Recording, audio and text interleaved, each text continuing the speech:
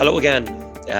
You'll probably notice we're sitting here having a chat. We were doing a Zoom call earlier on, and the conversation of students reading the assignment brief. Now, if you've never seen or heard of us before, I'm delighted to say that this is the Learning Lounge. You'll find us at thelearninglounge.ie, and we are joined with Kathy and Shane. And every now and then, as lecturers, we get together to talk about the problems that students actually have in getting better grades or improving their grades over the 3 or 4 years of their course. Between the three of us, we have considerable time in the lecturing arena, and we've discovered that students make the same mistakes all the time. So before we started recording, we were chatting about um, uh, mistakes that students make when they read the assignment brief. So it's all about interpretation of the assignment brief, questions they're not asking, and some questions that they actually should be asking, and what they should expect from the assignment brief itself. So just as a begin with, Kathy, why do universities, colleges give students assignments? I mean, what's the purpose of the assignment?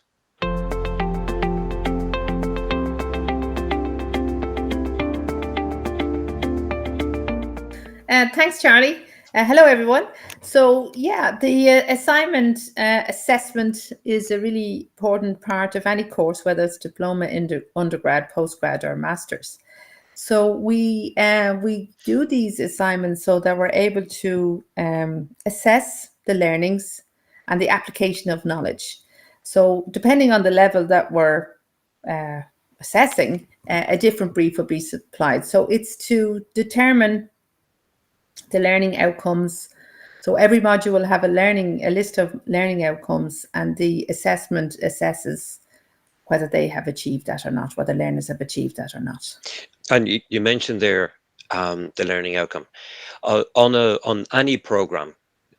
Uh, are Do all modules actually have learning outcomes?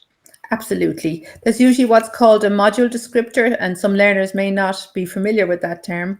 And it lists out all of the different, what you'll be able to achieve as a result of doing that module.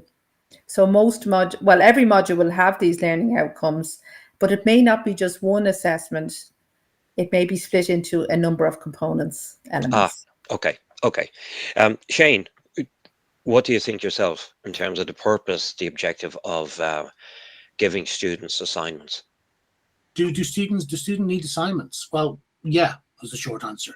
I think one of the important things about the assignments that are part of most of our programs, the first thing is it breaks down part of the scoring responsibility. So rather than having everything at the end of a module in terms of an exam, doing assignments along the way certainly helps to earn marks, to get some marks in the bank before you get to the end of your module. So that's, I suppose, one of the reasons why they're important. And it tests learning as well. It's important, I suppose, to see how students are doing as we go along. And in terms of testing learning, what's the difference then between an assignment and an exam? So, well, an exam is pressure performance is how I Okay. would view it. An exam at the end of the module, you've got a set time, you've got a paper. Most exams that we see, or most exams that occur, are going to be sort of closed book in a room, no notes, nothing, under pressure for a certain period of time. And of course, you can't just do it when you want to do it. It's that sort of set period, so you have to turn up.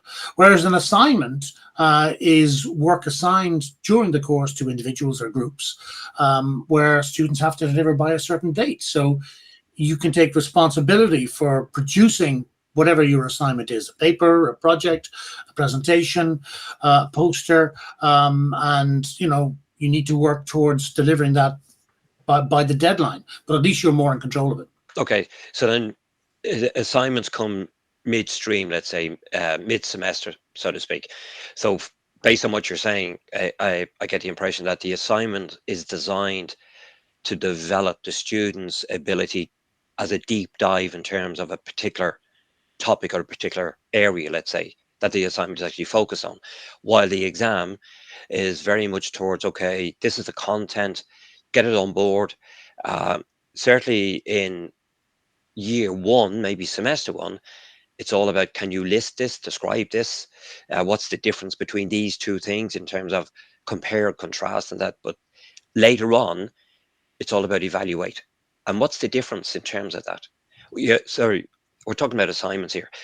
What's the difference between evaluate or critically evaluate in an assignment and compare and contrast? It's a very interesting, and it's something that I would always go through with learners depending on the level they're at. So if you're on a level 5, 6 diploma, you're going to have completely different wording, very straightforward, outline, describe, etc. As you move up into the different levels, you're expected to appraise, critically analyze, evaluate.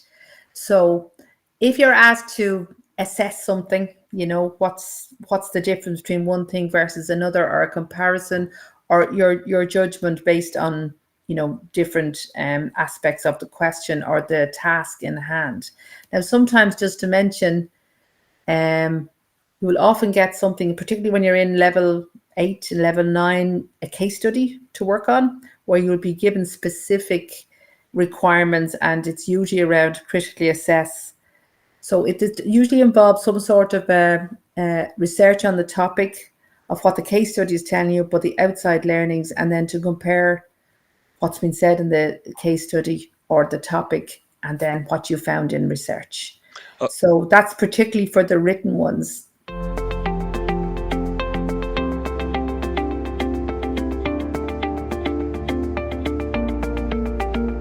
Based on my own experience, I've always found that students after the fact, I didn't understand the question, or I didn't understand what it is I was actually supposed to do. So in that sense, Shane, what suggestions or what guidance would you give to a student when they get issued with their assignment brief for the very first time?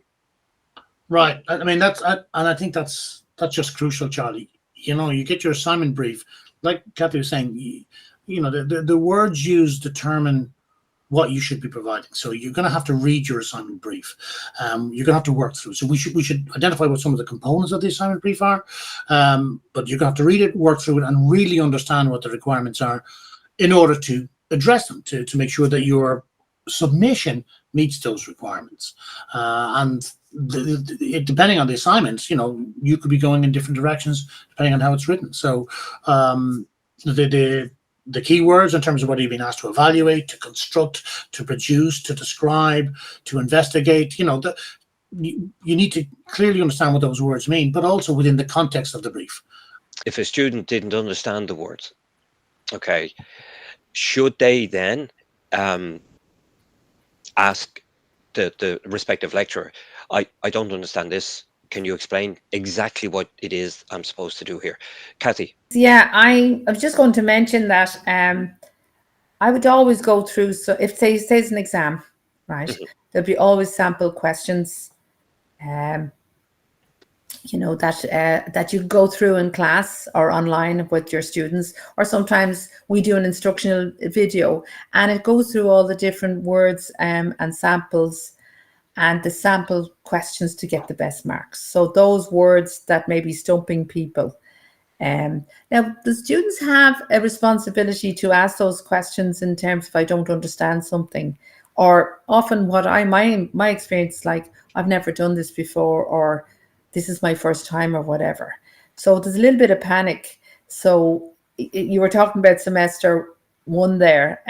I know that I take a semester 1 and the first thing is an individual assignment, and you know, you can see the panic going in. So you spend a lot of time, if it's an exam, the sample questions, the type of wordings for each level, and for the assignment, you know, I would usually break down all the different tasks and give some recommendations of how you might approach it.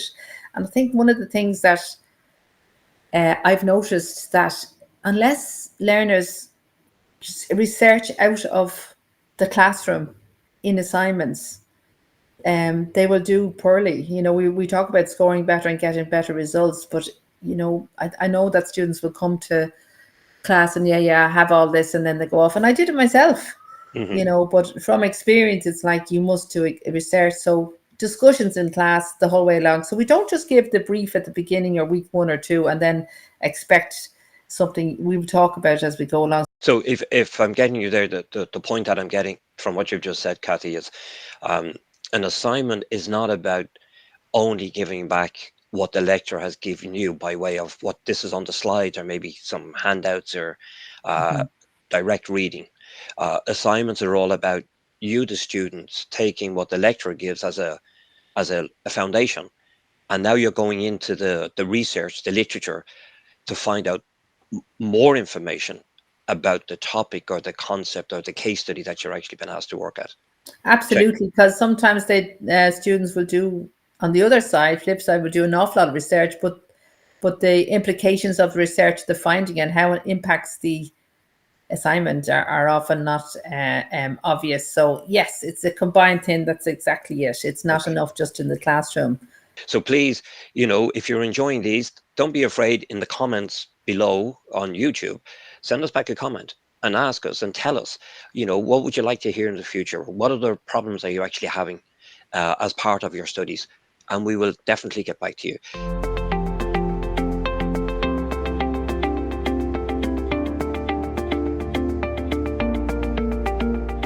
But one other thing that I hear students constantly asking, Shane, word count. How many words? Is it okay if I go over by a few words? How many words is enough?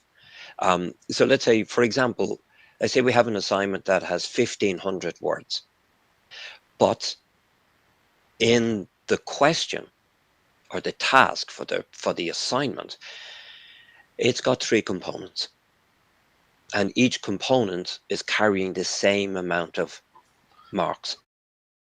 That one's relatively easy. You know, if there are 3 components, it's 1,500 words is the guidance, and they're each carrying the same marks, then, you know, it's ballpark 500 words each. Thank you for the easy sum, Charlie. If you'd asked me a more complex one, I'd have to work it out. But you know, funny you should say that. I'm working, and I'm saying that's 300 words each, and I'm saying that doesn't actually work. Okay, sorry, I interrupted you there. Okay, so we're talking about the word count, right? And I think this is one of the key things we've got to talk about when we talk about assignments. You know, what are the requirements? And the assignment brief is going to have a number of different requirements, one of which is the word count. And you know, normally up front you'll be told this is the target word count, and it's normally plus or minus 10%. So if we stick with the 1,500 word count, that means 1,350 to 1,650 words as is your budget. I always approach it as a budget with my students, and I try to make clear to them that's what you have available here. If the requirement is 2,000 words, so again it's 1,800 to 2,200 words. So you know, you've got that sort of little bit of an envelope. And you're right, Charlie. You know, you should be then addressing the components of the brief according to the weightings and so on. So within the assignment brief, not only should you be given a word count, you should be looking for what the examiner is looking for, what the assessor is looking for, in terms of some sort of marking scheme or structured assessment element. So it might be that there are 4 different elements to the brief, and the first one is 10%, and then 20%, and then 40%, and the balance then would be another 30%. Okay, so I just want to go back onto that marking scheme thing. All assignments should have a marking scheme. Yeah, I think so. So if a marking scheme is not there, what should a student actually do? Ask the lecturer. Ask the lecturer. Okay. Depending on how the assessment brief is written by way of the components within the assessment brief, and that's something that I'll actually come back to now in a second, there should be a direct relationship or a correlation between the components in the assessment brief, the marking scheme, and the allocated marks. Yeah. And then by the allocation of the marks, there's a relationship between those and the words that you actually put in terms of that relationship between them all. Okay, perfect. Mm-hmm. Now, let's say it's 1,500 words, and as you correctly did the maths on it, it's 500 words each. Is 1,500 words a target? Because I know in the past, students have lost a lot of marks because they just filled a paper with words in terms of, I have to get to 1,500 words. But as you've already said, it's plus or minus 10%. So is the word count a target, or is it a guide in terms of you need to be as focused in achieving the words, in other words, critical in terms of what you put into the paper? Yeah, well, I mean, I don't know what Kat thinks. I certainly think it's a guide. It's not, Right, yeah. you know, it's not a use up to 1,500 words. Yeah, I just say that often students will say, you know, how many words should I have and everything, and it's like you carve it up as a budget, Shane. But I'm always, you know, shy of being, you know, being very prescriptive, because some students, depending on the learning style, says, okay, they've asked for 500, I'm only going to give 500, and that's going to be exactly it, and that can actually injure, you know, or not be great. So, you know, when you go through different samples and everything, says this is what I'm looking for, and we talk about how they're going to present it, whether it's bullet points, tables, or a Word document.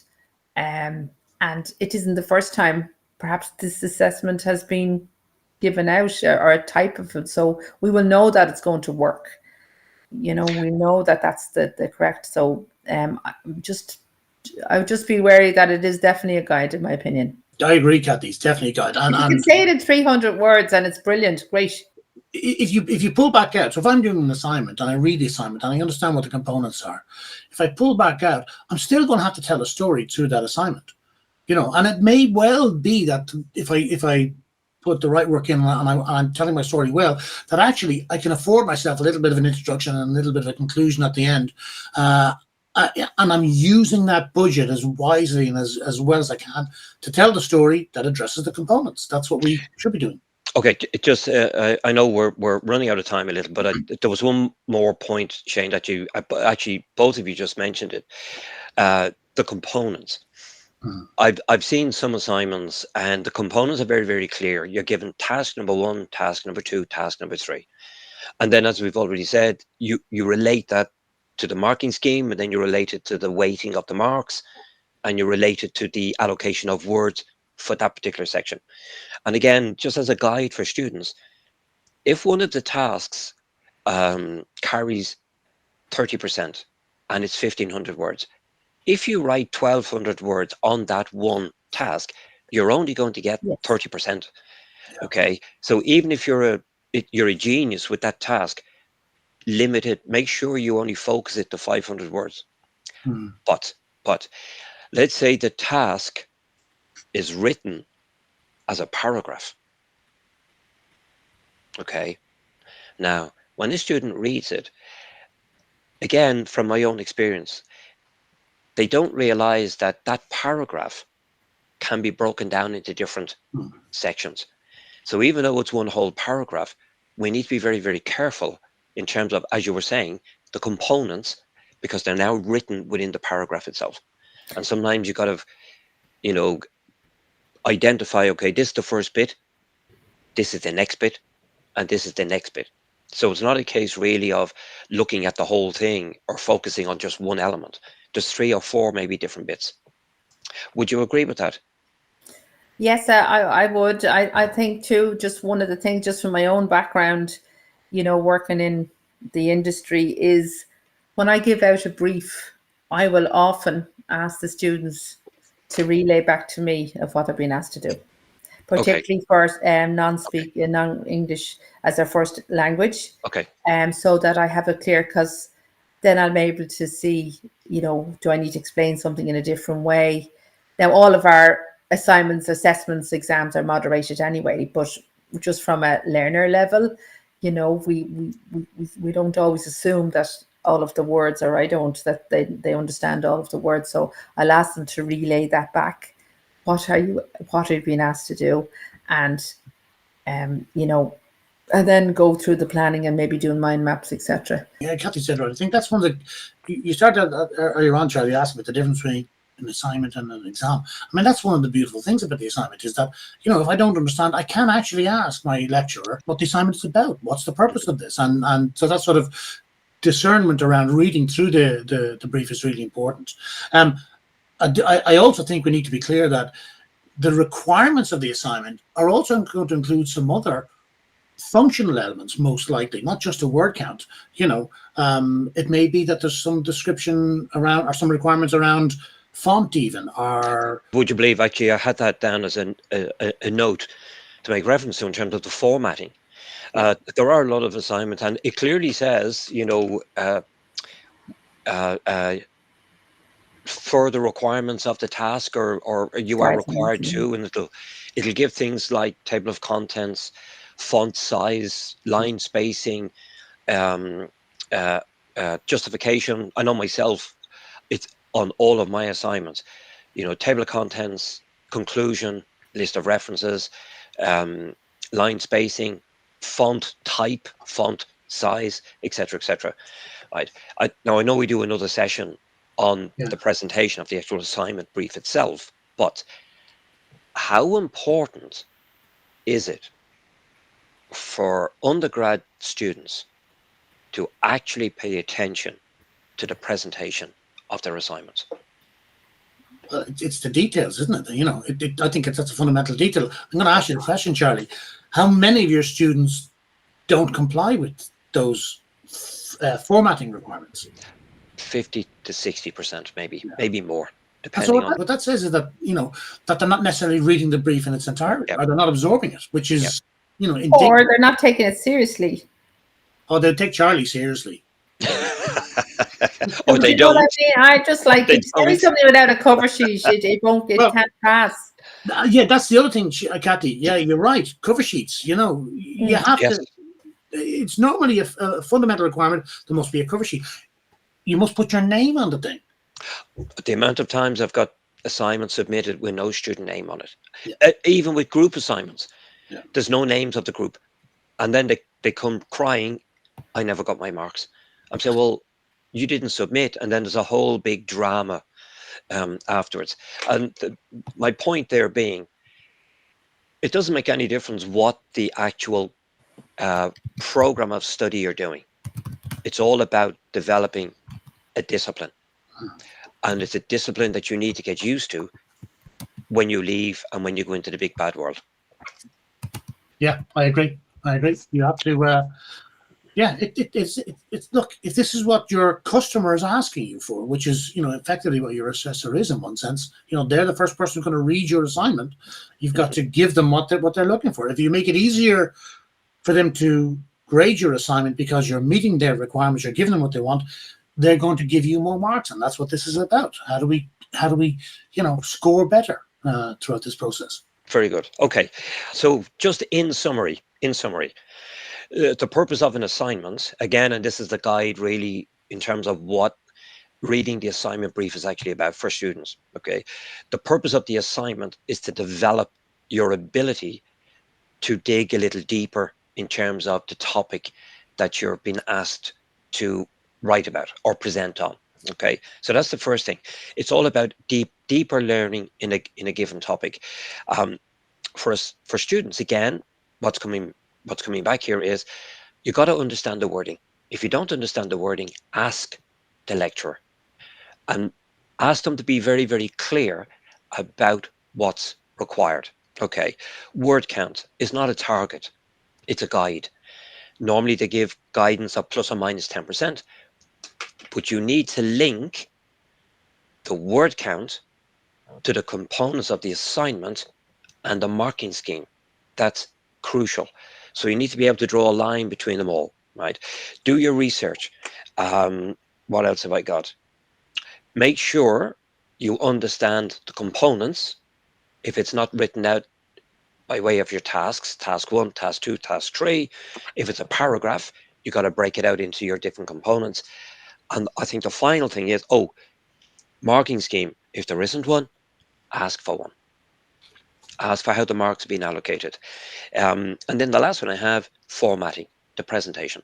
But that's a different session. Any last comments from the panel, as we say? I just think, it's great foundation for working in industry as well. If you're asked to do something, you have to comply. So this is a very good stage, and you get tons of support. Okay, Shane. I would just, reiterate, I guess, what we said at the very start. This is your chance to get some marks in the bank, so Yes. engage with your assignments. Make sure you submit. If you don't submit, you can't get the marks. So if you put the work in, at least you've done that piece. You've got stuff in the bank, hopefully.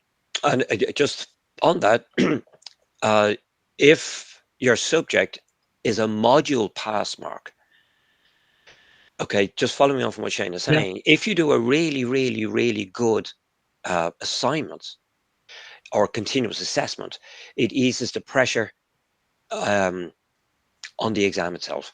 Okay, all right. That's all from the Learning Lounge. Don't be afraid to subscribe to our channel. Check out our website, thelearninglounge.ie. So please subscribe, add a comment. If you've got any questions, you know where to find us. Take care. Thank you. See you next time. Thank you.